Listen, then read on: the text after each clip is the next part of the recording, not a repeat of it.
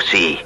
Viewer discretion is advised. Incoming transmission in 5, 4, 3, 2, 1. What's going on, guys? It's Courtney here from the Outcasted OC podcast, and welcome to another edition of the Monday Night Raw review. I'm not going to waste any time. I'm just going to jump straight into it. I'm not even going to bother talking about the Crown Jewel the Crown Jewel recap, because quite frankly, my stream didn't show me that. So if it doesn't show me it, it doesn't exist, right? Raw takes place in Saudi Arabia, which I thought was a really interesting decision, but obviously with Crown Jewel being in Saudi Arabia, it makes a lot of sense for them to stay there, film the show, and then fly over for the UK tour. Absolutely makes sense. So we get to see the Judgment Day's arrival, as well as we're seeing Damian Priest, Sheamus, and Seth Rollins all arriving. Now these guys are all going to be taking place in the main event in a fatal four-way for the number one contender spot for Gunther's World Heavyweight Championship. We actually start off the show with Liv Morgan coming out with Dominic and Raquel, and they make their way out to the ring. Liv Morgan welcomes everybody to Monday Night Raw, and she said, "It's a warm welcome to me. The tour, like the Liv Morgan Revenge Tour, is now over. We're moving on to the World Tour," which you've been taking this Liv Morgan Revenge Tour around the world, so it's not just a Revenge Tour, but now it's a World Tour. It doesn't make sense to me, but maybe I'm looking too much into it. She talks about how she has defeated Tiffany Stratton, and how she took out Rhea Ripley for the third time, and she said she's going to be gone for a very, very, very long time. And she talks about how she defeated Nia Jax at Crown Jewel to become the first ever Crown Jewel champion. She said, look, she's done it all. Dom tries to speak, but the crowd's just too loud. And then we are saved by Jade Cargill and Bianca Belair. Now they come down and they face off against Raquel and Liv. And they start talking about how they weren't the only ones who won gold. Obviously, they retained their tag team championships. And they're like, look, we haven't forgotten about the confrontation that we had. If you want to have a chance at these tag titles, here's your opportunity. Let's do it right here, right now. Liv is upset by the fact that her celebration has been spoiled by Jade and Bianca coming down to the ring. And she tries to put a lot of doubt into Jade and Bianca's mind, basically saying that you guys are only together because you guys think that you're the same in terms of the strongest, the roughest, the toughest, the quickest, the greatest, the best. But actually, when it comes down to it, you guys both hate each other, and you're going to stab each other in the back. And then Bianca's like, nah, this match should happen. Come on, let's get a ref down here. Let's get a official down here. Let's make this official. And Adam Pearce comes down and he goes, whoa, whoa, whoa, whoa, whoa. Like, back down. It's not happening. And then we end up hearing that there is going to be a battle royale taking place for the number one contendership spot for Liv Morgan's World Championship, and that Jade and Bianca are also in the match, and the battle royale starts right now. So we go to a commercial break and we come back and we see Damage Control are coming down to the ring. Now they are obviously in the battle royale as well too. We had people along the likes of Caden Carter, Katana Chance. We had a couple of the members from PFC in there. We had Zelina, we had Ivy, we had Maxine, we had Lyra, we had Natalia. We had quite a lot of the Monday Night Raw roster in there, which was really cool to see.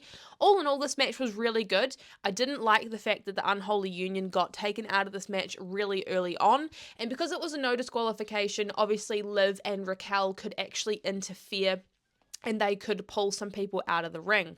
I'm just going to say really quickly, if you can hear my cat meowing, it's because I've got the door shut, but she's outside and she's sitting on the other side of the window like an absolute numpty. Anyway, let's get back to this Battle Royale. This was a really great match. I haven't written any notes in terms of spots that I really want to mention, but I think this was a really great Battle Royale. I think this was the right place to do it as well too.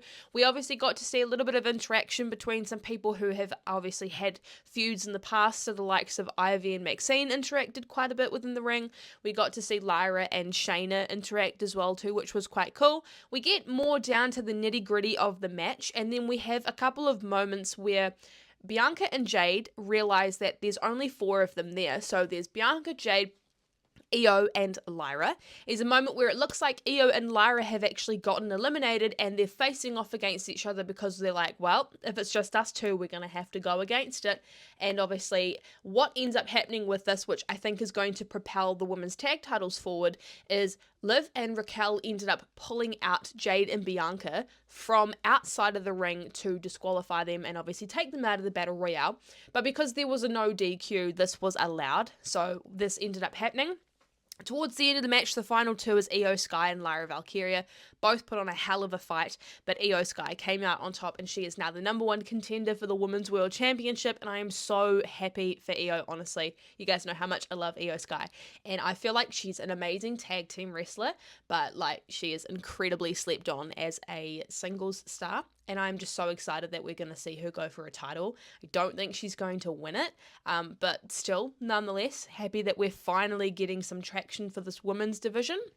Then, backstage, Kathy Kelly is talking with Kofi and Xavier and is talking about how last week, obviously, they got beaten by the War Raiders and how they should be #1 contenders for the tag titles. But Kofi and Xavier are bickering a bit back and forth. They kind of are still not really on the same page.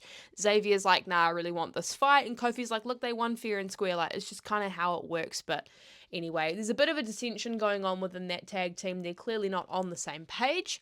Then we actually had the video feed interrupted by an Uncle Howdy and Bo Dallas video, basically showing us that they have abducted the Miz, and he is nowhere to be found.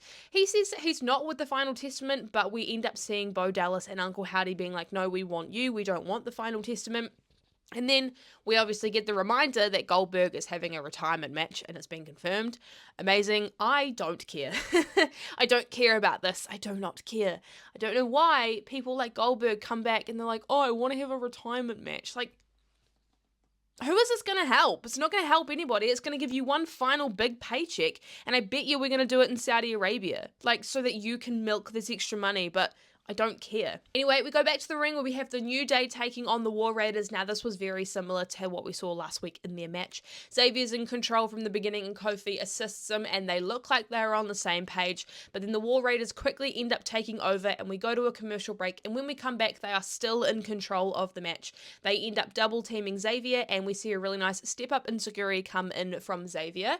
Kofi ends up coming into this match. He gets the hot tag, and he hits a crossbody lateral press, and he's super fired up. He's about to hit the SOS. He's just on another level. Like, you can tell he's trying to secure the win. And then Xavier ends up tagging himself in, and Kofi's like, what? Like, what are you doing? And when this happens, the momentum of the match changes and it goes more into the Viking Raiders. Oh my god, the War Raiders' favor. They hit the War Machine and they secure the win. Just goes to show you need to let Kofi Kingston do what he does best and not step on his toes. Following this, Sami Zayn had a thunderous reaction from the crowd, and he makes his way out to the ring and he talks about how proud he is to be here in front of his people on WWE television, and he's here to address what happened at Crown Jewel. But before he gets a chance to say anything, Jey Uso comes down and he thanks Sami Zayn, and he asks if the kick to Roman was an accident. Now, we obviously know towards the end of that interaction with all four of them, we ended up seeing the OTC get a kick from Sami Zayn. It was clearly an accident, but obviously in the moment they don't think it was. Jimmy Uso comes down and goes, look, the whole world saw it. We've got it on video. You did it on purpose. I'm pissed. Roman's pissed, and you can't be trusted. And Sammy's like, hold up. We were bros first, but let's not talk about your history. Oh wait, let's talk about your history. And he goes on about how every single time Jimmy Uso was turning on someone, he was the one who was super kicking somebody else. And he's like, look, this is just how it is. Unfortunately, I'm not a saint and neither are you. And he gets quite defensive. And then Sammy's like, look, I don't hate you, Jimmy. You just make really bad decisions.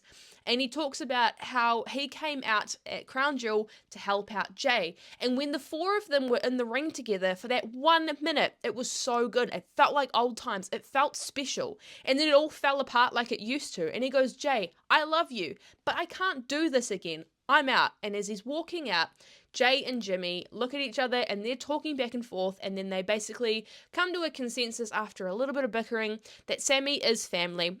And Jey goes on to say, you've got Jimmy Uso, you've got Jey Uso, and you've got Sami Uso, and I hope to see you Friday.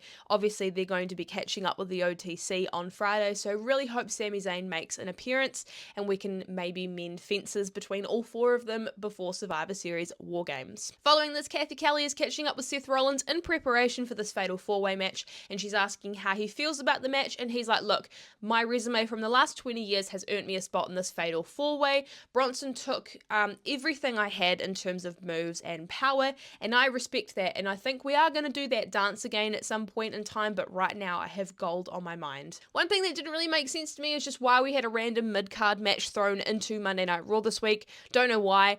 Could have been used for a women's match, but anyway, that's not the gripe that I have. Even though we had a women's battle royale, I still would have liked to see more women on the card. Anyway, we had Dragon Lee taking on Chad Gable. This was interesting, I would say. Dragon Lee looked really good. From the beginning of this, we end up seeing Chad is in control and he's getting a lot of offense in, and he tries to rip Dragon's mask off super early in the game, but he ends up countering this with a knee to Chad's face and a crossbody. We end up seeing Chad get super explosive with his suplexes and he throws Dragon Lee to the ground. So we end up seeing Chad Gable launching Dragon Lee into the turnbuckle, and then we see a back body drop coming in from Chad as well too. Dragon Lee ends up hitting a really nice drop kick, and then Zelina and Ivy end up getting into a bit of a kerfuffle because they're actually ringside as well too. Ray comes down to check on Zelina, and we see an Operation Dragon come in from Dragon Lee, and he secures the win. I don't think this is over, but it's kind of cool to see Dragon Lee being used on television in a singles capacity. Backstage, Jackie Redmond's catching up with Gunther and Ludwig after what happened at Crown Jewel, and Ludwig quickly goes on to say that Cody is undeserving of the win, and Gunther turns around and goes, "Look, Cody was the better man at the end of the day, and when it comes to the Fatal 4-Way, I'll take on whoever it is that wins that." And he looks at Ludwig and says, "We both need to be better," which is obviously planting the seeds of doubt and dissension between the two. We finally make our way to the main event, and it is the Fatal 4-Way for the #1 contender spot for the World Heavyweight Championship. So you have Dom Mysterio taking on Sheamus, taking on Damian Priest, and my boy Seth freaking Rollins. Dom and Damian get distracted with each other from the beginning, and they take their fight outside of the ring, and Sheamus and Rollins end up starting within the match. Dom gets ganged up on very early, and then Sheamus hits the 10 beats on Dom. But then we see Seth Rollins looming in the background, and he tries to go for a super quick roll-up onto Damian Priest. Him and Damian have a bit of a moment, and then we end up seeing Damian and Sheamus brawling back and forth. Then we end up seeing Seth jumping through the ropes to Dom and Sheamus as well too, and we hit a commercial break. But when we come back, Dom is in control, funnily enough, and he's attacking the living crap out of Damian. Damian finds his feet and he ends up dominating Sheamus, and Seth gets involved back in the match as well too.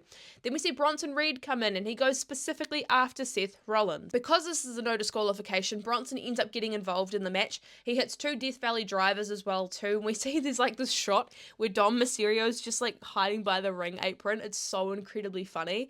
And then we end up seeing Bronson hit 2 tsunamis. He goes back outside of the ring, clears the commentary table, and ends up tsunamiing Seth through the table. Dom hits a frog splash, but then we end up seeing Damian reversing the high-flying move that comes in from Dom. He hits South of Heaven, and he secures the win in the Fatal 4-Way, so he is now Gunther's #1 contender for the World Heavyweight Championship. Essentially just a SummerSlam rematch. I feel like we are going to be getting this at Survivor Series. I feel like the original plan was meant to be Gunther versus CM Punk, but because Punk's out with injury, I don't think he's out with injury. I think he's just taking some time away.